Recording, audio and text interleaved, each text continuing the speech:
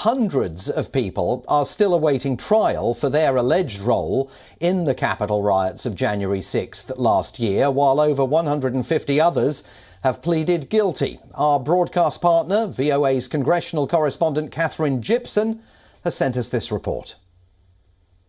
1 year later, there are still questions about the January 6th insurrection at the U.S. Capitol and who was ultimately responsible for the worst attack on the seat of Congress in 2 centuries. Many of former President Trump's supporters claim the breach was not serious, while critics say Trump directed his supporters to overturn Joe Biden's election victory, effectively undermining the democratic process.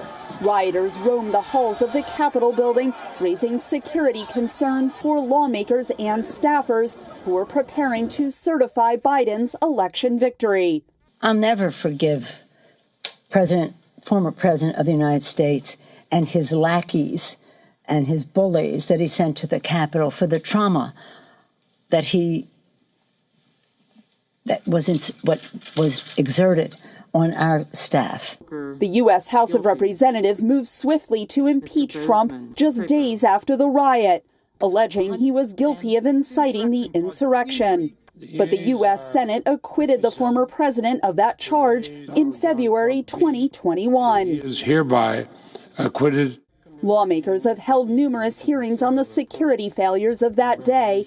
In late June, the U.S. House formed a special select committee to investigate the actions of then-President Trump.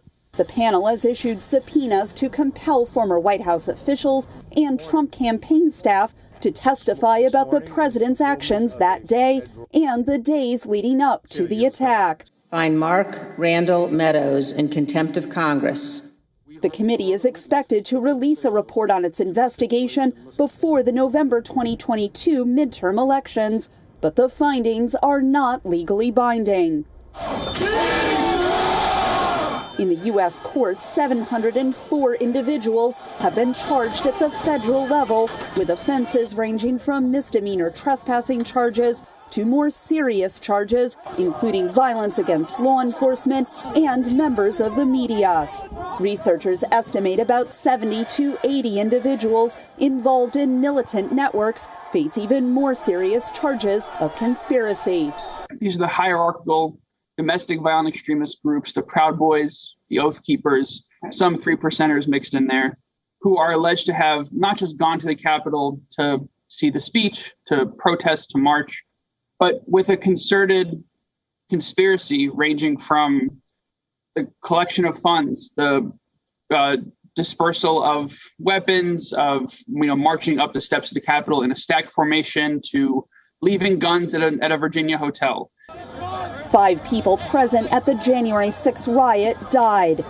The question still being debated is whether the chaos developed spontaneously or was part of a planned insurrection directed by the then President of the United States.